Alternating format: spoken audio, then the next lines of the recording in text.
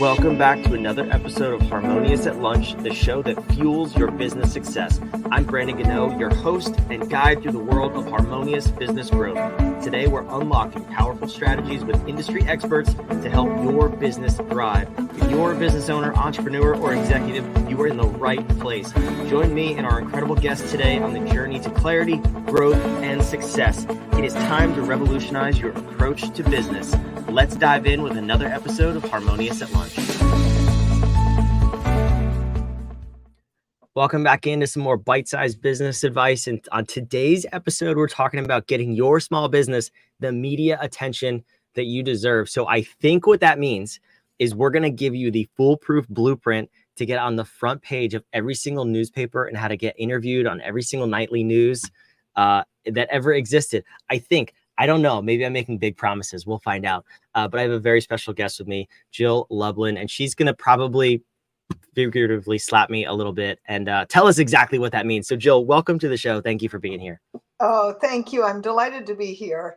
You know, what media means is that you're a front runner. I mean, really just it gets you seen, it gets you heard, it gets you paid. And frankly, whatever media you get into, whether it's the biggest or the smallest, in this case, size does not matter. What we're talking about is the opportunity to be seen and to get your message really spread, to have influence and impact.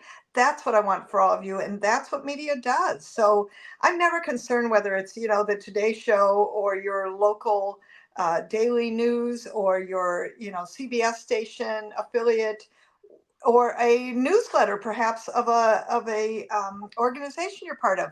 It all matters and it all counts. You know who taught me that, by the way, Brendan? Who's that? Actually, Mark Victor Hansen hired me. He did a book with Robert Allen, 1 Minute Millionaire. Great book, by the way, if you haven't read it. And they had me strategize PR with them 1 year before the book was out. So this is a lesson about being ahead of the game and planting your publicity garden. But one of the things Mark Victor Hansen, who you probably have all heard of from Chicken Soup for the Soul fame, he said to me, Jill, we discovered how powerful PR it was when we put out Chicken Soup for the Soul. And it's really what helped us sell 85 billion copies of Chicken Soup plus their company for a lot of money. And let me just say, publicity is that generative revenue tool that really is the catapulting piece. And frankly, the trust factor in today's marketplace that has you be seen, has your energy and who you are and what you represent and what your company really does, at the front. Can't beat it as a marketing strategy. It's perfection. No, I love it. That's a good breakdown too. So obviously I was being ridiculous at the start of the show. But you hit the point home because you're right. The size doesn't matter because this right here is technically, this is media, right? Like podcasts are also media, and it's more about how you use it than what it is, I think. So that's right. I'm curious, when we talk about size doesn't matter, that has to lead into that question of why, right? Like, because everybody has this picture in their mind. Like if I'm on the front page of the Wall Street Journal or if I'm on the Today Show, like my business is going to just blow up overnight by default. It doesn't matter what I do. But that's definitely not the case. So when you say size doesn't matter, I mean, talk about a little bit about how we're using the publicity and the media to our advantage to actually be that authority in the space. Well, number one, whenever you're seen anywhere, like me being on this podcast right now, I'm an authority, and you will listen differently to me. And one of the things when you are on, whether it's a podcast, whether it's a local show, your local biz journal, wherever you are, you must have something that people can have. So, at the end of the show, we're going to have an opportunity for you to get a free gift from me. But I always want you to have some way to, shall we say, capture the people who are listening, who are excited, who are potential clients for you. And, people also have a funny thing about they save things, they file it, they put it, they mark it, they bookmark it. You don't know what people are doing. What matters is that they're taking an action and frankly, listening right in that moment or later, doesn't even matter. What does matter is that you give people a way to contact you. You make sure that is part of it, right? Whatever way that is. With some of you, you're going to say, when I work with clients, when I help people do this, X, right? And you make sure that you put that into the interview, whether it's print or like this audio or television or whatever way it is that you're driving people to you. That's a key. Yeah, that makes sense. I've seen, as a host, I'll say I've seen both sides of that. I've seen it done really, really well. And then I've seen the follow me on Instagram and there's nothing left. Just follow me. So yeah, that's Yeah. why I asked the question, because I'm curious. Maybe we can dive into this later about, setting that up, setting your, I hate to say funnel, but your process up to convert people into leads, into sales, to grow your business and grow your authority that way. But I'm also curious, but we have to take a step back. I mean, before you get on media, you have to identify where you should be. So in getting your business the media it deserves, where do you start in that process when you're working with clients about, picking, is it the nightly news? Is it a newspaper? Is it a podcast? Is it all of these things? What does that look like for you?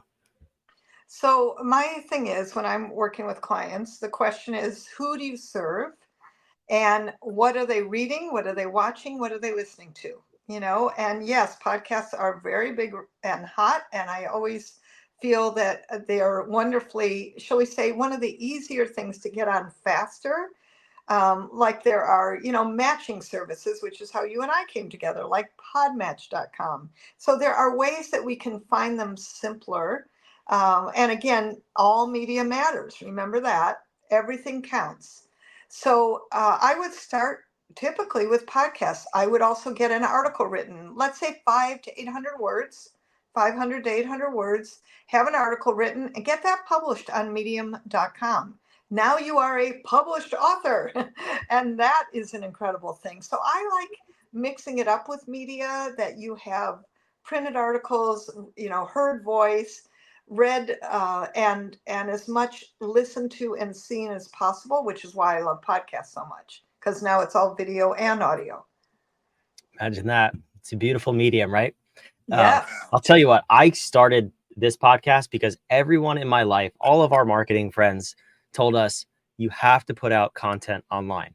And I was like, I hate you for even saying that, because I don't like social media and I don't like putting out content. But you know what I can do? Have conversations with real people every single day. That sounds easy. Let me go do that. So that's my little hack for anybody listening out there about why this podcast came to be. And maybe you should create one too. But aside from that, that's step one. So you get them on podcasts, you get an article published. Maybe you're working on bigger media at the same time in the background. That just takes a little bit longer. Once that starts to happen, your episodes start to air, your interviews start to air, your posts, your blog posts, articles start to be published. What then do you focus on doing with your clients as they start to become that authority? Well, one thing is stay consistent and persistent. I think people tend to do, I call them like one hit wonders. Oh, I got on that podcast. Phew. It's, for my clients, for a month. For a month is our goal. Okay. For any interview, but certainly for podcasts, very doable, by the way. But if start with 2 a month.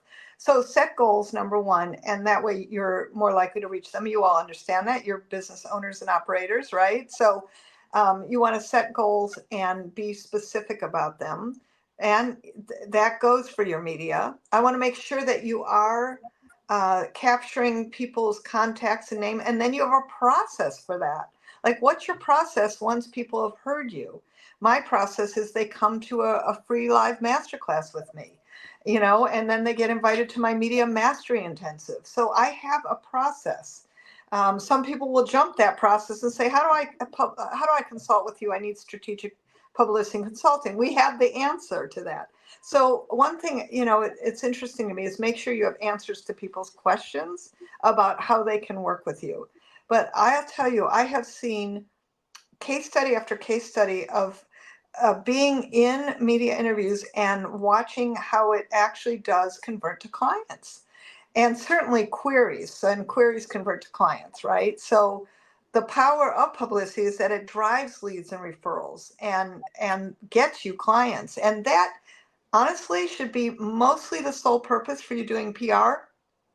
The other purpose being one of those non-measurable ones, which is creating trust in the marketplace, getting credibility and visibility, pointing your media to people who are thinking about working with you so that they trust you more. Oh, if you're being featured, you must be smart, you must be good at what you do. It's an automatic assumption.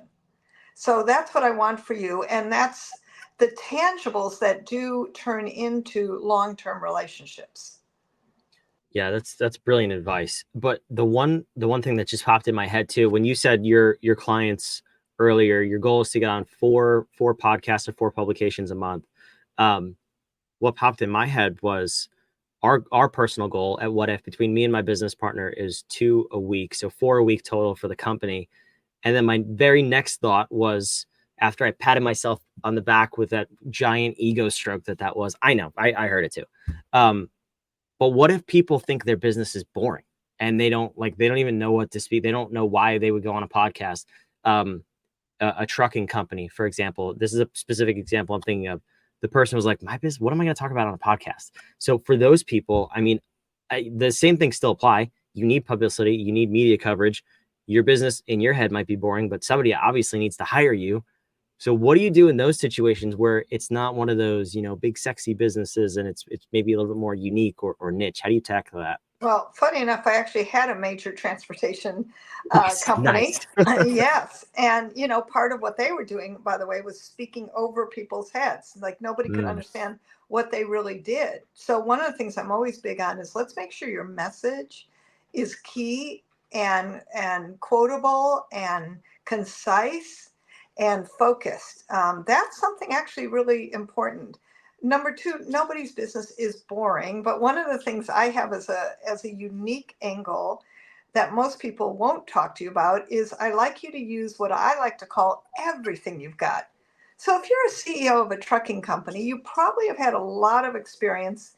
I'll call it in the trenches, real world problems. Do you know how many CEOs and business owners need your advice? How to deal with people, how to solve problems that come up, how do you manage multiple kinds of tasks. I mean, these are important and good skills that every CEO needs. So whether you're doing trucking, hospitals, whether you're consulting, and whatever area you're in, first of all, just to reassure you, there's nothing boring.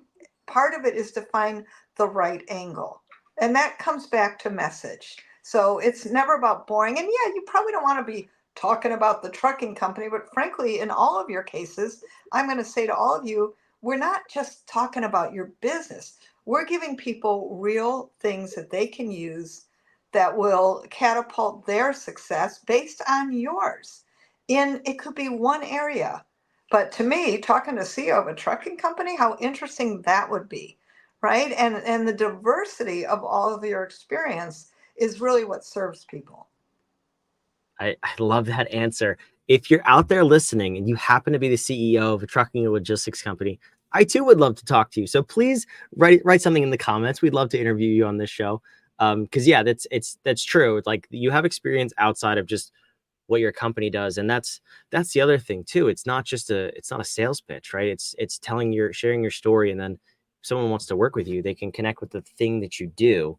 I love that approach to it, Jill. So the other thing that I was going to ask you about too is once you do this, like you're getting on shows, you're getting things written about you, you're being consistent and persistent, like you said, and it's scaling, and you're starting to see results from it. That's that's great. Do you ever want to get a little bit more focused and start to get on maybe bigger shows, bigger publications, or do you still just take the mindset of, just keep hitting singles like it's working and just keep doing more of what's working? I think you stay consistent. Now, the answer that might be different is if you have something very specific you're launching to a very target market, right? In that case, we would target market the places, probably more publications that you would be featured in, and that, let's say it's tech or, something very specific. But to me, business stories are business stories, and I love crossing across boundaries because I think people are interested, and that everybody has different aspects and privileged stories that they can tell, including the tough ones, the best ones, the interesting and the not so interesting. But I think people do want to hear your stories. And so the only distinction I'd make is the target markets very specifically. Otherwise, I think a business story is a great business story, and there are lots of opportunities in business publications plus local to get featured. So that's what I'd be going after first. Yeah, I guess I mean I have a question around that too. When you're first starting, you obviously want to find your target market to start with before you start branching off into other markets. But when it is that time, how do you know what's a right market to branch into? For example, so we do business consulting. I would probably not want to be on a podcast or have an interview about crocheting. I'm not good at crochet. I've never crocheted in my life. There's just nothing there, right? Like that seems like a bad approach for me. But health and fitness, I'm really passionate about. I can share my story. I can't share health and fitness tips with you by any means, but I can share my story. Is that where you kind of start to cross that line? Like the things you're passionate about, you have a story about, like you said, or is it just testing? Yes, that's exactly what I'm talking about. Is I call it use everything you've got. So if you're into health and fitness and you're in a health and fitness podcast and you say, hey, as a CEO of, right? And then of course your website appears, how you connect to you appears. And because somebody's in health and fitness, they're going, oh, yeah, Brandon's pretty cool. Yeah, I want to work with him because I have that in common. And now it goes over to business. And you know what? I see this happen a lot. That, I had a financial planner get in a blog about his wife's breast cancer journey. Do you know from being in that blog, his web stats went up by 37%.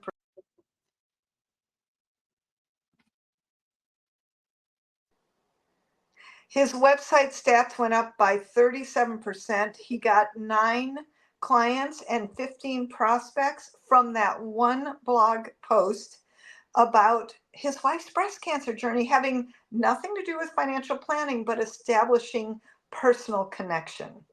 And that is worth talking about. So I am really big because I've seen it every day in my career, and I'm spanning a 30-year career right now.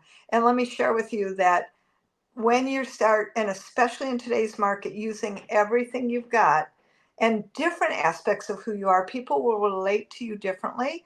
Most importantly, and this is a really important point, I want you to just say yes. No matter what the media says, can you talk about this? You're going to say yes. And now you have me in your front pocket, and we can figure out what's called a bridge for how to take what they're talking about to what you need to talk about, where you want to drive people. But everything matters. Remember that. I love it. That's semi-terrifying, but also really good advice. Who knows? Maybe I'll go on a crocheting podcast now. I'll call you up. I need some coaching on that one because that You doesn't make got it. sense to me. Jill, this has been a lot of fun. We only scratched the surface, I know, of publicity, PR, and media attention. So where should people go to learn more about you and take that next step and hopefully get their business media coverage? Well, I know we're going to flash on the screen. I've got a wonderful action guide and free publicity masterclass for you, which is direct and live with me, interactive. And if you can put up publicitycrashcourse.com/free gift is where you get it, how you go to it. And to connect with me generally, please go to jilllublin.com. I look forward to helping you and really keeping you on that publicity journey and opening up new ways that you can affect and impact others. I love it, Jill. I'm good at a lot of things. Technology is not one of them. So no, I can't put that website on the screen, but everything Jill said will be in the show notes and description down below. So you can go click away and check out that free masterclass. Jill, I appreciate that. I appreciate you being here too. This was phenomenal. Thank you. Now, I can't let you go unless there's one last question that we need before I let you go. And it is the most important question because we believe here at What If, powerful questions get powerful answers. So I want to know from you, what is a question that the listener can ask themselves If they're new to this journey of getting media attention, if they're seasoned vets and they want to take it to the next level, whatever it is, wherever they are on that journey, what is the powerful question they can ask themselves to take their journey to the next level? Is my message clear? But don't just ask yourself. Tell your message to somebody else, and then ask them. Is my message clear? You will, your eyes will be open, I'm sure, and more good ways to see where the holes are and how you need to express so that it's even better. I love it. Your eyes will be opened, maybe shocked. Jill can help you put the pieces back together. Jill, this has been awesome. Thank you. For those of you watching and listening, wherever you are, again, all the notes and links are down in the show notes below. So go click around, go contact Jill, check out the masterclass, but also subscribe. We want to make sure that you don't miss an episode of this podcast every single day of the week, because we want to help you grow your business and build a more harmonious business and life. We'll see you on tomorrow's episode of Harmonious at Lunch. Thanks for being here.